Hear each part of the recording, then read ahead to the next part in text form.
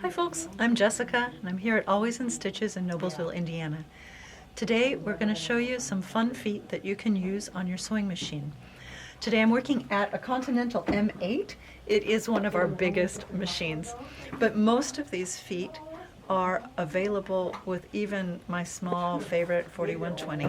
So I hope you'll look for what feet you have with your machine and we'll see what we can show you so you can have some fun at home.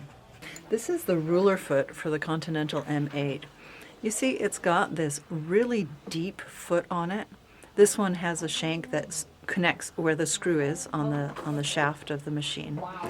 But this foot part is important. When we start using plastic rulers, and so I'll just bring one up here, we're going to press against that wide part of the foot. And we really need to make sure that our ruler doesn't jump up and get hit by the needle or go underneath the foot and get hit by the needle. It actually breaks needles and causes timing problems. You don't want to do that to your machine. So we make sure that we're using the ruler foot, which has this wide base on it, so that we're protecting our machine and watching out for all that good stuff. So I thought I'd show you a couple of different feet. Right, so this machine uses a fixed position ruler foot. This machine's got the technology that uses the hover feet. At home I have a Skyline 6 and I just purchased the 1/4-inch ruler foot for the machine this last year and I've been loving it. But here it is in its packaging. I hope you can see it through its plastic. It's got the wide base on the foot, but it's got the hook up here and a spring.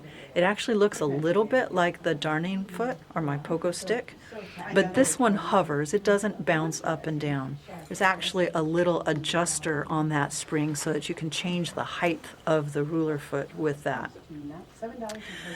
It's important that you get the right ruler foot for your machine. For the Continental M8, it's this one. Got to find that right focus point. Maybe, maybe not.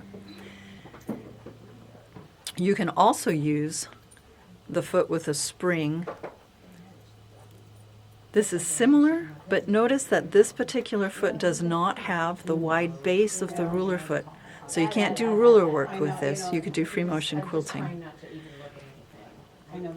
With my Skyline 6, I've got the 1/4-inch ruler foot for the 9mm machines.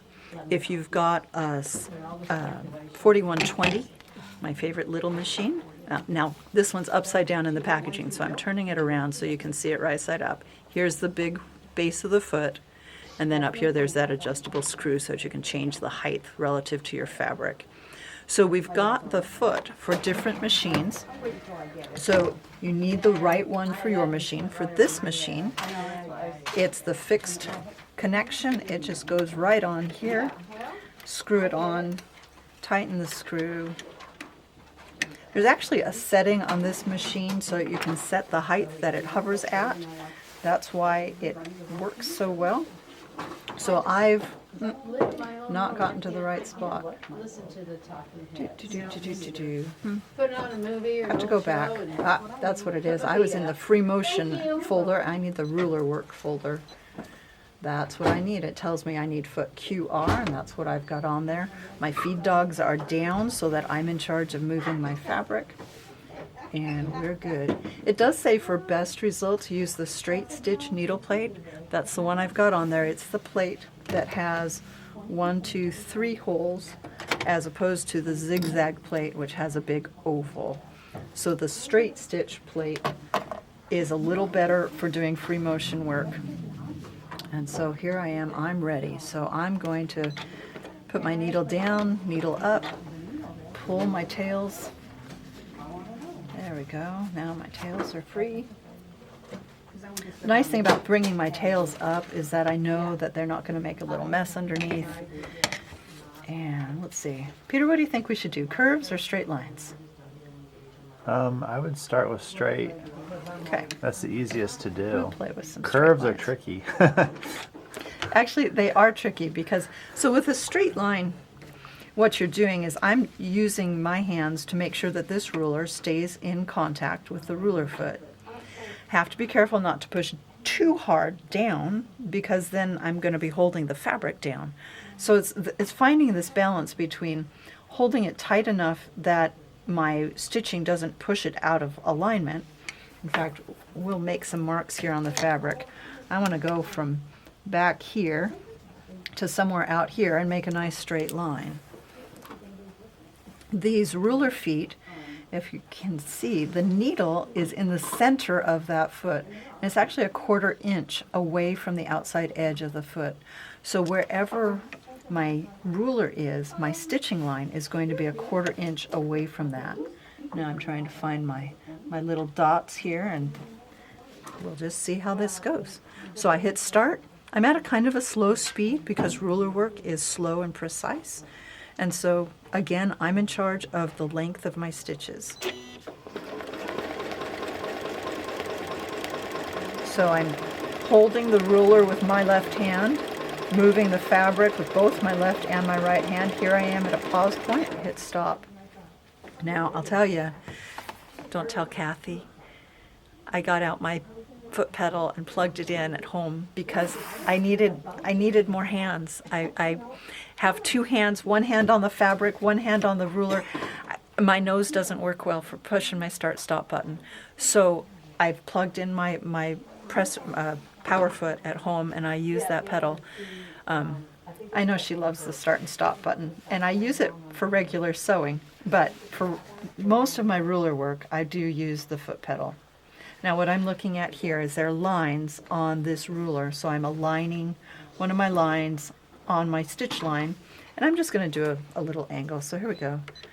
Start, move my fabric, stop.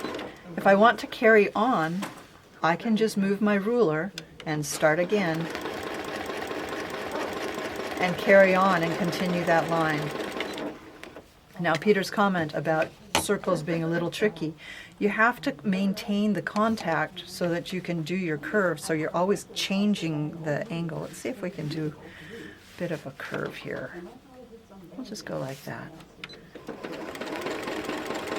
So I'm having to maintain contact between the ruler and the ruler foot, and things are starting to get really awkward, so I better stop and readjust my hands and then go again. Again, I run out of manipulation room. About to there. So there we go. It's a little bit of ruler work. You have to use the ruler. You're trying to protect against accidentally having your ruler jump either above and get hit by your needle or below. Make sure you're using rulers that are thick like your ruler foot so that they work together. This particular ruler that I'm using today is the Handy Quilter Versatool. It's a nice ruler because it has half a circle, it's got straight lines, it's got a 90-degree.